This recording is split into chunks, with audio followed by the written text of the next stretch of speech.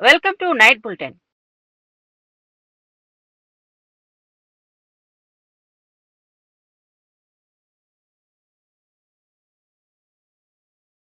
Welcome to morning bulletin. ఇక వార్త వివరాల్లోకి వెళ్తే టీడీపీ ప్రభుత్వం ప్రవేశపెట్టాలని యోచిస్తున్న ఫేక్ న్యూస్ చట్టంపై వైఎస్ఆర్సీపీ తీవ్ర స్థాయిలో స్పందించింది. పార్టీ ప్రధాన కార్యదర్శి పొన్నవూరు సుధాకర్ రెడ్డి మాట్లాడుతూ చంద్రబాబు తీసుకురావాలని ప్రయత్నిస్తున్న చట్టం ఖచ్చితంగా రాజ్యాంగబద్ధం కాదని అన్నారు.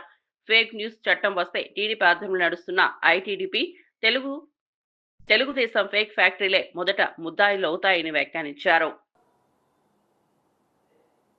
ఇప్పుడు ఒక్కొక్కటి కానీ చదవదలుచుకుంటే కాలాతీతం అయిపోద్ది. మీరు స్ప్రెడ్ చేసినటువంటి ఏది నిజం ఏది అబద్ధం ఉండే చట్టాలు చాలండి. ఆ చట్టాలు దుర్వినియోగం పరుస్తున్నారని మా ఆవేదన. ఉండే చట్టాలను కూడా నిజంగా మిస్ఇన్ఫర్మేషన్ పెట్టి బూతులు పెడితే ఖచ్చితంగా ఖండిస్తాం, కోర్టులు తీసుకుపోతాం, పోలీస్ స్టేషన్లు తీసుకుపోతాం, శిక్ష ప్రయత్నిస్తాం. ఆ చట్టాల పరిధిలో మాత్రమే.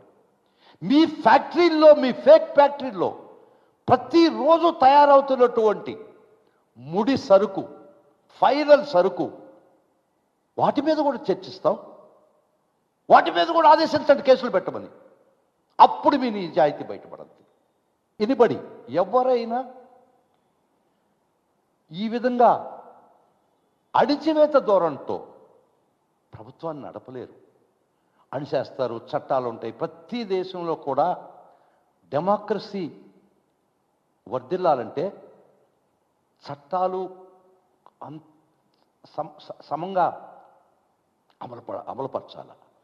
డ్రకోనియన్ లాసుని ఏ దేశంలో కూడా, దుర్మార్గమైన క్రూరమైన చట్టాలు ఏ దేశంలో ఉన్నా కూడా ఆ దేశంలో డెమోక్రసీ కూలిపోయి, ఆ ప్రభుత్వాలు కూలిపోయినాయి. వద్దు, లెట్ us లవ్ డెమోక్రసీ. ఇటువంటి ప్రయత్నాలు చేయొద్దు. చేస్తే లీడ్ అవుద్దేమని భయపడుతున్నా నేను. వద్దు వద్దు వద్దు, let's not do that. Let us confine ourself to the constitution of India. Let us confine to the writ of this honourable courts and let us confine to a fair governance.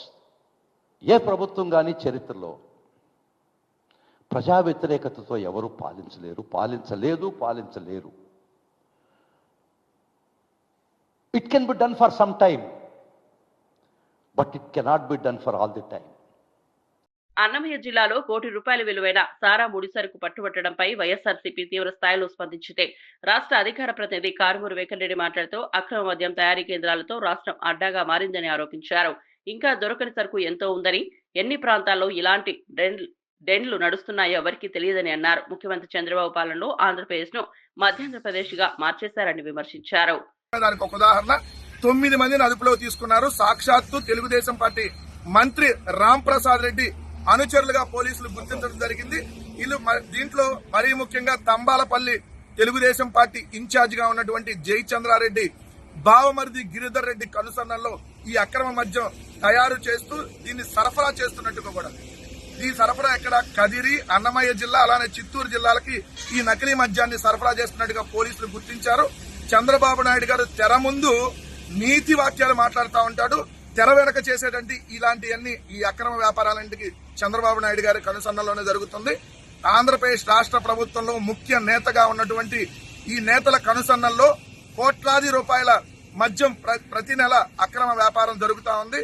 దీని ద్వారా వేల కోట్ల రూపాయలు వీళ్ళు వెనకేసుకుంటా ఉన్నారు. ఇలా వెనకేసుకోవడమే కాకుండా ఇలాంటి అక్రమ మద్యాన్ని తయారు చేసి సరఫరా చేసి బెల్ట్ షాపుల ద్వారా అమ్మటం ద్వారా వేలాది మంది ప్రాణాలను తీయటానికి వీళ్ళు కంకణం కట్టుకున్నారని తెలుస్తుంది. ఖచ్చితంగా దీని మీద సిబిఐ ఎంక్వైరీ జరగాలి. వేల కోట్ల రూపాయల అక్రమ మద్యాన్ని తయారీ చేస్తుంది ఒక ప్రభుత్వ కనుసన్నల్లో. అంటే ఇది ఇంతకంటే నీచమైనటువంటి పని ఇంకోటి ఉండదు. ప్రజల ప్రాణాలని మద్యంతో తీస్తా ఉన్నారంటానికి ఈ రోజు దొరికినటువంటి ₹1 కోటి అక్రమ మద్యమే దానికి నిదర్శనం. ఖచ్చితంగా దీని మీద సిబిఐ ఎంక్వైరీ జరగాలని చెప్పి వైఎస్ఆర్ కాంగ్రెస్ పార్టీ డిమాండ్ చేస్తా ఉంది. హైదరాబాద్ హెచ్ఐసిసిలో జైన్ ఇంటర్నేషనల్ ట్రేడ్ ఆర్గనైజేషన్ ఆధ్వర్యంలో జిటో కనెక్ట్ సదస్సు ప్రారంభమైంది. ఈ కార్యక్రమాన్ని రక్షణ శాఖ మంత్రి రాజ్నాథ్ సింగ్ ప్రారంభించారు. భారత్ ప్రపంచ తయారీ కర్మాగారంగా మారే రోజు దగ్గరలోనే ఉందని విశ్వాసం వ్యక్తం చేశారు. దేశ జనాభాలో 0.5% మాత్రమే ఉన్న జైన్లు 24% పన్నులు చెల్లిస్తున్నారని వివరించారు. ప్రధాని మోదీ నాయకత్వంలో టాయ్స్ నుంచి ట్యాంక్ వరకు భారత్లోనే తయారవుతున్నాయని తెలిపారు. జీఎస్టీ సంస్కరణలతో ధరలు తగ్గించడం మోదీ ప్రభుత్వ ఘనతేనని కేంద్ర మంత్రి కిషన్ రెడ్డి పేర్కొన్నారు. इंडियन प्रोडक्ट्स की ग्लोबल एक आइडेंटिटी बनाने में भी कामयाबी हासिल की है। 2021 में मोदी जी ने द इंडिया टॉय फेयर 2021 में टॉयज इंडस्ट्रीज में वोकल फॉर लोकल का आह्वान उन्होंने किया था। आज हम 153 कंट्रीज को भारत में बने खिलौनों को एक्सपोर्ट कर रहे हैं। अब प्रधानमंत्री जी ने वोकल फॉर लोकल के साथ साथ लोकल फॉर ग्लोबल का भी एक उन्होंने नारा दिया है। लोकल फॉर ग्लोबल का भी उन्होंने आह्वान किया है, यानी भारत का सामान अब दुनिया भर में भेजा जाएगा। आज टॉयज से लेकर टैंक तक भारत सब कुछ बना रहा है। आज भारत दुनिया का मैन्युफैक्चरिंग हब बनने की ओर तेजी से आगे बढ़ चला है। वह दिन दूर नहीं जब इंडिया फैक्ट्री ऑफ वर्ल्ड बनकर उभरेगा और यह सब मुमकिन होगा। आज भारत इन्वेस्टमेंट के लिए एक डेस्टिनेशन है। हमारे आजू बाजू देशों का स्थिति क्या है? दुनिया में हम सबसे बड़ा कंट्री है, दुनिया को हम शासित करने वाले देश का स्थिति कैसा है? भारत को हंड्रेड्स ऑफ इयर्स राज करके जो 1947 में भारत से चले गए, वैसे कंट्री को भी हम पीछे हटाकर आज हम भारत 4th लार्जेस्ट इकोनॉमी बनकर उभर के आ रहे। मोदी जी के नेतृत्व में कम समय में हम 3रा लार्जेस्ट इकोनॉमी बनकर हम आगे आएंगे। इसके लिए मैं आप लोगों से अनुरोध करता हूं, दुनिया में जितने भी एंटरप्रेन्योर्स है सभी लोगों को भारत को बुलाना, भारत का इन्वेस्टमेंट का डेस्टिनेशन बनाना, भारत को एक विकसित भारत के एक आत्मनिर्भर भारत बनाने के लिए हम सब मिलकर काम करने का जिम्मेदारी है। We are looking at future. We are building the future city, which will be the green city for tomorrow. We are building a exclusive artificial intelligence city, AI city, to imbibe, inculcate, embrace, and integrate AI into all streams of our technology, to all streams of our industry. I mean to say, it's not just a city to invest in. It is a philosophy you all should believe in. A growth with values, a growth with ethics, a growth which values wealth and wisdom too. అమరావతిలోని ఎన్టీఆర్ భవన్లో గుంటూరు పశ్చిమ MLA Galla Madhavi media సమావేశం నిర్వహించారు. ఈ సందర్భంగా మాట్లాడుతూ చంద్రయ్య కుటుంబానికి న్యాయం జరగకుండా వైసీపీ ప్రభుత్వం అడ్డుకుంటోందని తీవ్ర స్థాయిలో ఆరోపించారు. న్యాయపరమైన అంశాలను కూడా లెక్క చేయకుండా అధికార పార్టీ ఒత్తిడి తెస్తోందని మండిపడ్డారు. ఇవి బులెటిన్ అప్డేట్స్. మరో బులెటిన్ లో మళ్ళీ కలుద్దాం. మరిన్ని అప్డేట్స్ కోసం చూస్తూనే ఉండండి TG5 న్యూస్. మీద ఆయన్ని బండరాళ్లతో మోపి హతమార్చిన సంఘటన ఈ రోజుకి కూడా కళ్ళంపట నీళ్లు తెప్పించే పరిస్థితికి వైసీపీ ప్రభుత్వం బీసీల పట్ల చేసిన దాష్టికాన్ని గుర్తు చేస్తూనే ఉన్నాయి, నిదర్శనంగానే నిలుస్తూ ఉన్నాయి. ఆ చంద్రయ్య కుటుంబానికి కూటమి ప్రభుత్వం ఏర్పడిన తర్వాత న్యాయం చేయాలి అని చెప్పి ఆయన కుమారుడికి ప్రభుత్వ ఉద్యోగం ఇవ్వాలి అని చెప్పి మన శాసన మండలిలో బిల్లు ప్రవేశపెడితే మరి బొత్స సత్యనారాయణ గారు దాన్ని ఆ కుటుంబ సభ్యులకి ఎవరికీ కూడా ప్రభుత్వ ఉద్యోగం ఇవ్వాల్సిన పరిస్థితి లేదు, ఇవ్వకూడదు అని చెప్పి నిర్దాక్షిణ్యంగా ఆయన ఖండించిన తీరు ఎంతో హేయంగా ఈరోజు మన ముందు నిలుస్తుంది. నా బడుగు బలహీన వర్గాలు, నా బీసీ ప్రజలు అని చెప్పుకొస్తున్న జగన్మోహన్ రెడ్డి వైఖరి ఈరోజు ఎలా కనిపిస్తుందంటే, మరి బొత్స సత్యనారాయణ గారి మాటలు జగన్మోహన్ రెడ్డి గారు మాత్రమే ఇలా మాట్లాడిచ్చారా అన్నదానికి అద్దం పట్టేలాగా ఉన్నాయి. ఈరోజు చంద్రయ్య బీసీ వర్గానికి చెందాడు కాబట్టే ఈరోజు ఈ బిల్లుని వ్యతిరేకించాడు అన్నది చాలా స్పష్టంగా ఈరోజు మనకి కనిపిస్తూ ఉంది. అదేవిధంగా శాసన మండలి సాక్షిగా బీసీల ప్రగతిని జగన్మోహన్ రెడ్డి డైరెక్షన్లో బొత్స సత్యనారాయణ గారు అడ్డుకున్నది వాస్తవం కాదా అని చెప్పి ఈరోజు నేను వాళ్ళని ప్రశ్నిస్తూ ఉన్నాను. చంద్రయ్య కుమారుడి ప్రభుత్వ ఉద్యోగం రాకుండా అడ్డుకోవడం బీసీలను నిజంగా అవమానం చేసిన తీరు కూడా చాలా స్పష్టంగా కనిపిస్తుంది. ఇది అందరూ కూడా గమనించాల్సిన విషయంగా నేను భావిస్తూ ఉన్నాను. జగన్మోహన్ రెడ్డి పెత్తందారి పోకడలు ఈ సంఘటన ద్వారా చాలా సుస్పష్టంగా మనందరికీ కూడా కనిపిస్తూ ఉన్నాయి. బీసీల ప్రగతిని అడ్డుకున్న వీరికి రాజకీయ సమాధి చేసేది బీసీలే అన్న సంగతి మాత్రం గుర్తుపెట్టుకోవాల్సిందిగా నేను అందరు రాష్ట్ర ప్రజల్ని కోరుకుంటూ ఉన్నాను. ఆనాటి నుంచి ఈనాటికి వరకు కూడా బీసీల పైన జరుగుతున్న దాష్టికాలకి వైసీపీ అంతా ఇంత కాకుండా ప్రవర్తించే తీరు నిజంగా యావత్ రాష్ట్ర ప్రజలందరూ కూడా చూస్తూ ఉన్నారు. మొన్నటికి మొన్న మా వడ్డెర సోదరుల మీద జరిగిన దాడులు కానివ్వండి, మరి ఒక 15 రోజుల క్రితం నాడు మా రజక సోదరుల మీద కులము జాతి పేరు పెట్టి చేస్తున్న దాడిని కానివ్వండి, ఇవన్నీ కూడా వైసీపీ అడ్డగోలు నాయకత్వానికి నాయకులకి నిదర్శనంగా కనిపిస్తున్నాయి. అన్నీ కూడా యావత్ రాష్ట్ర ప్రజలందరూ కూడా చూస్తూనే ఉన్నారు. 11 సీట్లు కాదు కదా, రానున్న రోజుల్లో ఒక్క సీటుకు కూడా వీరు అర్హులు కాదు అన్నది యావత్ రాష్ట్ర ప్రజలందరికీ కూడా చాలా స్పష్టంగా తెలుస్తున్న విషయం. ఈరోజు ఇంచర్ల ఎంఆర్ గార్డెన్ లో వెంకటాపూర్ మండల కాంగ్రెస్ పార్టీ కార్యకర్తల సమావేశం ఘనంగా జరిగింది. ఈ కార్యక్రమానికి ముఖ్య అతిథిగా హాజరైన రాష్ట్ర పంచాయతీరాజ్ గ్రామీణాభివృద్ధి స్త్రీ శిశు సంక్షేమ శాఖ మంత్రి డాక్టర్ దనసరి అనుసూయ సీతక్క ప్రసంగించారు. ఎన్నికలను దృష్టిలో ఉంచుకుని కాంగ్రెస్ పార్టీ శ్రేణులు గ్రామాల్లో ప్రజలకు చేరువ కావాలని ఆమె పిలుపునిచ్చారు. సీఎం రేవంత్ రెడ్డి నాయకత్వంలో ప్రభుత్వం ఇప్పటికే అమలు చేస్తున్న సంక్షేమ పథకాలను ప్రజల్లోకి విస్తృతంగా తీసుకెళ్లాల్సిన బాధ్యత కార్యకర్తలదేనన్నారు. బీఆర్ఎస్ నేతలు 10 ఏళ్లలో రాష్ట్ర ఆర్థిక పాలన వ్యవస్థలను దెబ్బతీశారని, వాటిని ప్రజాప్రభుత్వం సరిదిద్దుతోందని పేర్కొన్నారు. నేను కూడా ఒక 6 నెలలు ట్రై చేసిన సిన్సియర్గా ఏటు నాగారం ఒకటి, ములుగును ఒకటి, ఎందుకంటే ములుగు కింద 4 మండలాలు, ఏటు నాగారం కింద 4 మండలాలు చేసి మరి చేద్దామని మేము కూడా అటు కన్నాయగూడెం, ఏటు నాగారం, మంగపేట, తాడువాయి అటు వేసి గోవిందరావుపేట, ములుగు, వెంకటాపురము, మల్లంపల్లి ఈ 4 మండలాలు ఇట్లా 2 మార్కెట్లు చేద్దాము, ఇద్దరికి కూడా అవకాశాలు వస్తాయని మరి మేము ఎంతో కృషి చేసినాం. 6 నెలల దాకా తిరిగి లాస్ట్కి అది ఇంకా అయితలేదన్నప్పుడు లాస్ట్లో మళ్ళీ సరే ఇప్పుడు దాకా ఖాళీగా ఎవరికి పదవులు ఇచ్చడం అయితలేదు, కొంతమందినన్నా కంప్లీట్ చేద్దామని ఆ రోజు కళ్యాణి కూడా మనకు అప్పటిదాకా ఒక ఆమెకు మనం జిల్లా అధ్యక్షురాలు ఇచ్చినాం, మంగపేట ఆమెకు. 4 రోజులు ఎలక్షన్ అనగానే పార్టీ మారిపోయింది. అప్పుడు ఆ టైంలో వాస్తవానికి వీళ్ళు కళ్యాణ్ కూడా లేడీస్ని పట్టుకొని అన్ని మండలాల్లో మనం ఎక్కడ ప్రచారం చేస్తే మనం ముందు పోయి మనం వెనుకొస్తున్నామంటే వాళ్ళు ఆడవాళ్ళంతా ఇక్కడ నుంచి మన వెంకటాపురం నుంచి కూడా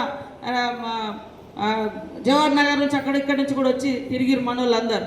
అట్లా బొట్టు పెట్టుకుంటా తిరిగిర్రు, గతంలో కూడా ఉన్నారు.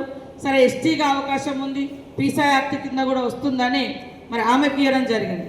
లేదా నానే వైస్ చైర్మన్ కూడా టోటల్ కమిటీ అంతా కూడా ఎస్టీ కోట కిందనే గత 2 టర్ములుగా నిర్ణయించడం జరిగింది. ప్రహ్లాదప్పుడు కానీ గోవింద నాయక్ అప్పుడు కానీ మనం 2 చేద్దాం అనుకున్నప్పుడు కాలేదు. కాబట్టి ఆ పరిస్థితులలో మరి నాయకపోవడం నుంచి కూడా ఒక తెగను ఎంకరేజ్ చేయాలని మనం సారంగం తీసుకొచ్చి ఆయన ఊహించలే, అడగలే, మనోళ్ళు కూడా ఎవరు అడగలే.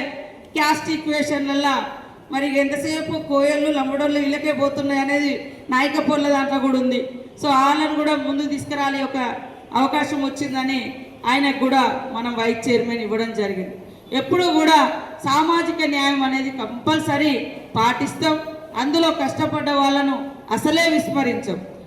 రాష్ట్రంలో ఆటో క్యాబ్ డ్రైవర్ల కోసం కూటమి ప్రభుత్వం మరో కొత్త సంక్షేమ పథకానికి శ్రీకారం చుట్టింది. ఈ పథకాన్ని ముఖ్యమంత్రి చంద్రబాబు నాయుడు అధికారికంగా ప్రారంభించనున్నారు. ఆటో క్యాబ్ డ్రైవర్లకు సంవత్సరానికి 15,000 ఆర్థిక సాయం అందించనున్నారు. ఈ పథకం ద్వారా డ్రైవర్ల కుటుంబాలకు ఆర్థిక భరోసా కలుగుతుందని ప్రభుత్వం భావిస్తోంది. ప్రారంభోత్సవ సభకు ఉప ముఖ్యమంత్రి, విద్యాశాఖ మంత్రి, బీజేపీ రాష్ట్ర అధ్యక్షుడు హాజరు కానున్నారు.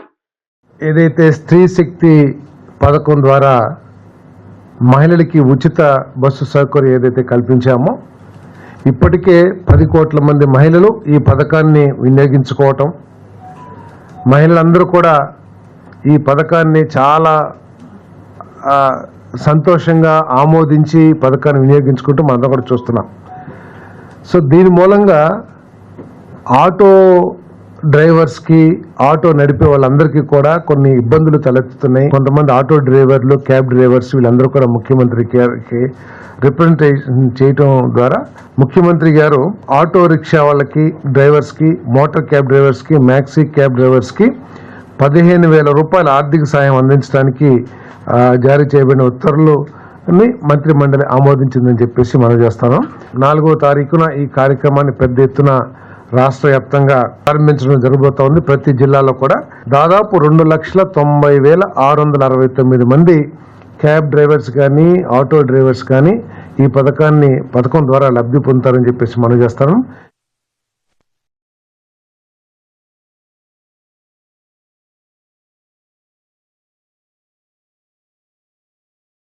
2016-17లో ల్యాండ్ అక్విజిషన్ ద్వారా తీసుకోవాలని చెప్పేసి నిర్ణయించడం జరిగింది. ల్యాండ్ అక్విజిషన్ యాక్ట్ ఏదైతే ఉందో ఆ యాక్ట్ ప్రకారం 191.62 ఎకరాలకి అవార్డు కూడా పాస్ చేయడం జరిగింది.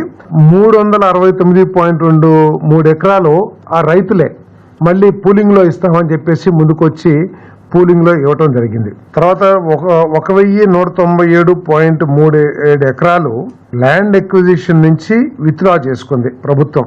ఇది ఫిబ్రవరి 2024లో ఆనాటి వైఎస్ఆర్ కాంగ్రెస్ ప్రభుత్వం. ఈ ల్యాండ్ ఎక్విజిషన్ విత్డ్రా చేసుకున్నా పర్లేదు, ఏదైతే అడ్డంకులుగా ఉన్నాయో, సపోజ్ మనం ఒక రోడ్డు వేస్తున్నాము, ఆ రోడ్డుకి ఒక చివరో లేకపోతే మధ్యలోనో ఏదో ఒక ప్రాంతంలో ఏదైనా భూమి అడ్డం ఉంది, ఇటువంటి భూమి ఉంటే మళ్ళీ ల్యాండ్ ఎక్విజిషన్ ప్రపోజల్ ఇచ్చి ఆ ల్యాండ్ని తీసుకోవచ్చు అని చెప్పేసి మనం లీగల్గా అంతా కూడా స్క్రూటినీ చేసిన తర్వాత ఉన్నదాన్ని విత్డ్రా చేసుకుని 343.36 ఎకరాలు ఏదైతే ఉందో ఇంకా విత్డ్రా చేసుకొని, గత ప్రభుత్వం విత్డ్రా చేయని ల్యాండ్ ఎక్విజిషన్ విత్డ్రా చేయని భూమి ఏదైతే ఉందో విత్డ్రా చేసి ఎక్కడెక్కడైతే అడ్డంకిగా మారిందో అమరావతి అభివృద్ధికి, సపోజ్ ఏదన్నా కాంప్లెక్స్ కడుతున్నాము, దాంట్లో ఒక 5 ఎకరాలు అడ్డంకిగా ఉంది, దాన్ని ల్యాండ్ ఎక్విజిషన్ కింద మళ్ళీ నోటిఫై చేసి తీసుకోవచ్చు అని చెప్పేసి లీగల్ ఒపీనియన్ తీసుకుని అడ్వకేట్ జనరల్ సూచన ప్రకారం దాన్ని విత్డ్రా చేస్తున్నామని చెప్పేసి మనం చేస్తాం.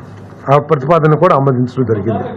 అలయ్ వలయ్ కార్యక్రమంలో మాజీ మంత్రి ఈటెల రాజేందర్ దత్తన్న సేవలను కొనియాడారు. మానవత్వానికి ప్రతిరూపంగా నిలిచే సత్తా దత్తన్నకే ఉందని ఆయన అన్నారు. పార్టీలకు అతీతంగా అన్ని వర్గాల నేతలను ఒకే వేదికపై తీసుకురావడంలో దత్తన్న ప్రత్యేకత ఉందని పేర్కొన్నారు. దత్తన్న గొప్పతనం తెలిసి తనకు ఆశ్చర్యం కలిగిందని తెలిపారు. కలిగించుకుంటున్న ఈ రోజులలో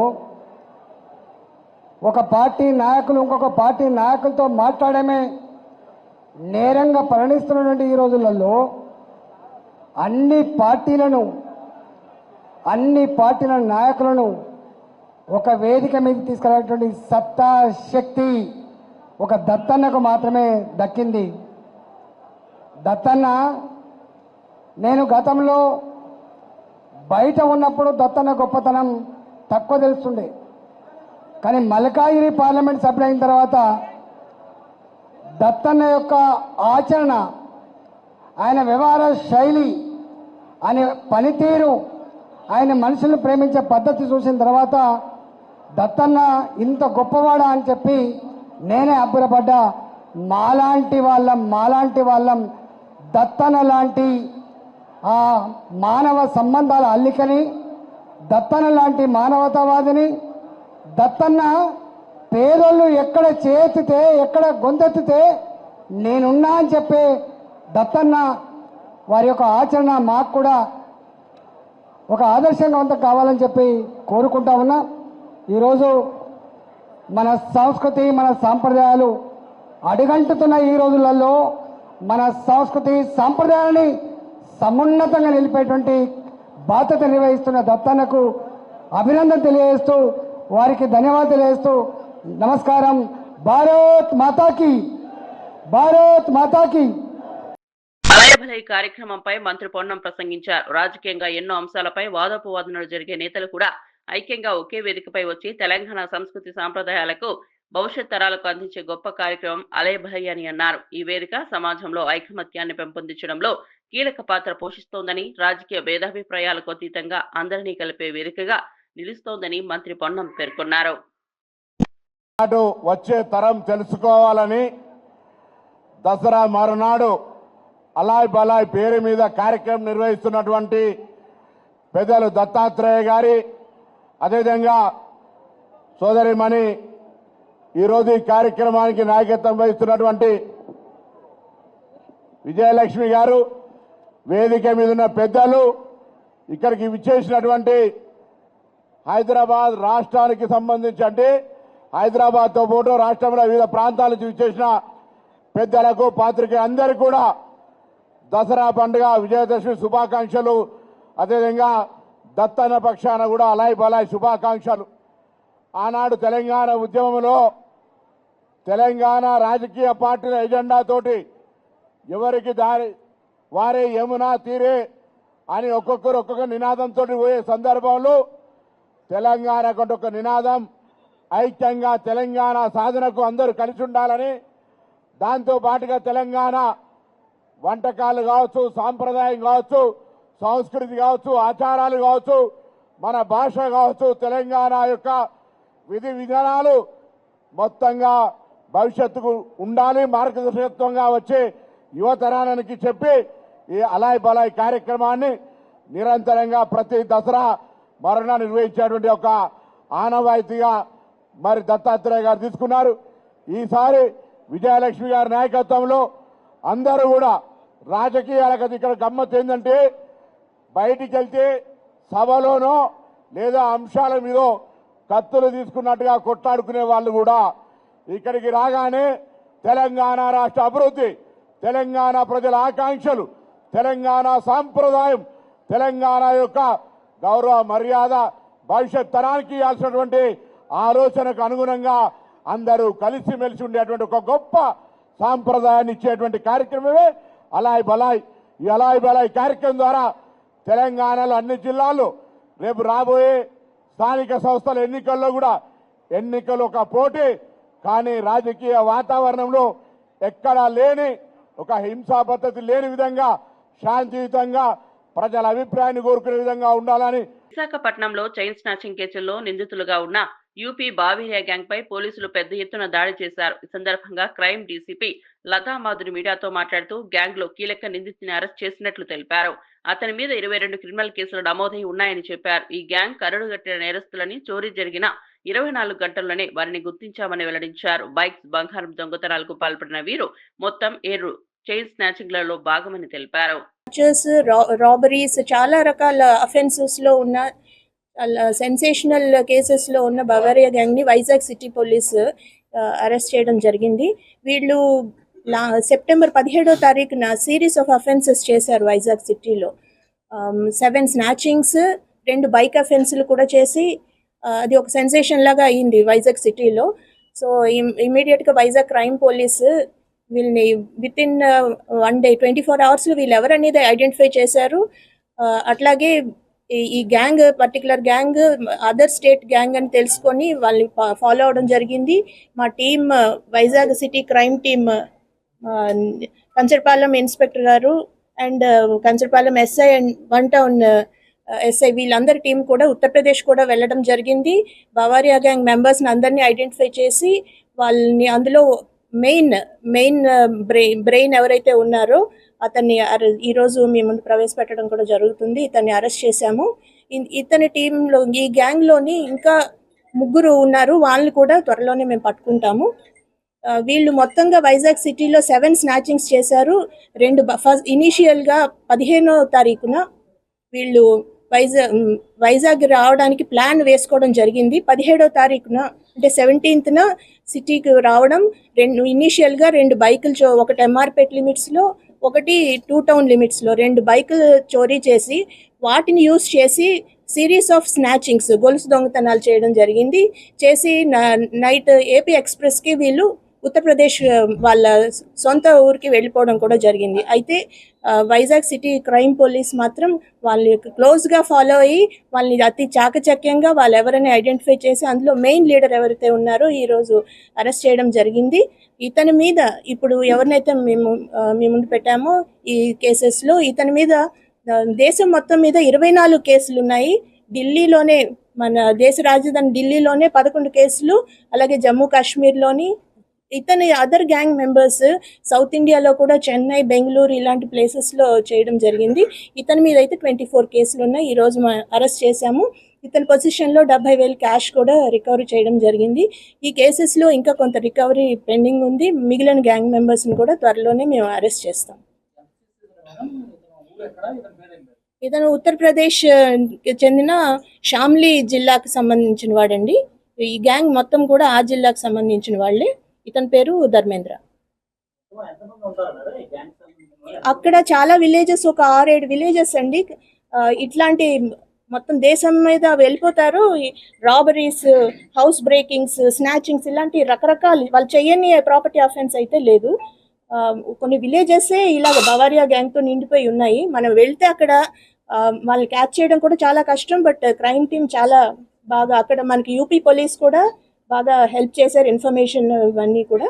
మనం ఫైనల్గా ఇక్కడ ఒక నీట్గా ప్లాన్ చేసి ఇతన్ని పట్టుకోవడం జరిగింది. ఆపరేషన్ సింధూర్పై భారత వాయుసేన చీఫ్ ఏపీ సింగ్ సంచలన వ్యాఖ్యలు చేశారు. ఈ ఆపరేషన్ సమయంలో కేంద్ర ప్రభుత్వం తమకు పూర్తి స్వేచ్ఛనిచ్చిందని తెలిపారు. కేంద్రం సహకారంతో శత్రు స్థావరాలపై విజయవంతమైన దాడులు చేపట్టామని చెప్పారు. పాకిస్తాన్ కు చెందిన 4 నుంచి 5 F-16 యుద్ధ విమానాలను ధ్వంసం చేసినట్లు ఆధారాలు ఉన్నాయని స్పష్టం చేశారు. Demonstrating our commitment towards humanitarian aid in disaster relief operations or any time aid to civil authorities that is required. इस साल बहुत सारे ऐसे ओकेजन है जब भारतीय वायुसेना को ये काम करना पड़ा. बिहार, तमिलनाडु, असम, जम्मू कश्मीर, जगह जगह पे, and whether it was Assam का कोल माइन कोलैप्स या फिर सेलम का टनल रेस्क्यू या avalanche in Mana, Manipur landslide या floods in various states like Assam, Sikkim, Himachal Pradesh, सब जगह पे हमारे जहाज़ों ने, हमारे सोल्जर्स ने, हमारे गरुड्स ने along with other agencies like army, navy, NDRF, उन सब के साथ मिल के सहयोग दिया और ये काम किया है. ऑपरेशन सिंधु में इंडियन एयरफोर्स के जहाज़ों ने जो इवैक्यूएशन किया है from international crisis zone, airlifting lot of personnel and of Indian origin back to India. Also during various international crises like Myanmar, Laos, Vietnam, Kenya, वहाँ पे भी हमारे एयरक्राफ्ट, हमारे पर्सनल या तो मटेरियल लेके गए हैं या बाकी रिलीफ ऑपरेशंस वाले इक्विपमेंट लेके गए हैं या NDRF की टीम्स को डिप्लॉय कराया गया है. So the compassion, speed and reliability